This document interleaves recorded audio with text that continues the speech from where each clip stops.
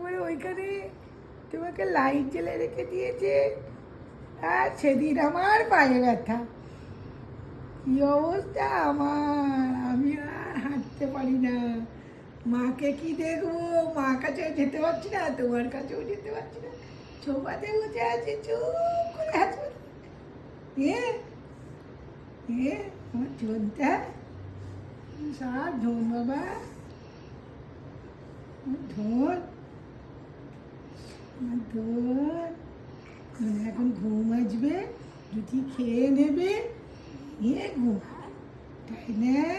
হ্যাঁ, নীলিমা তাড়াতাড়ি যাওয়ার জন্য খাওয়াচ্ছিল, খাওনি, ঠিক হয়েছে, ঠিক হয়েছে নীলিমাকে।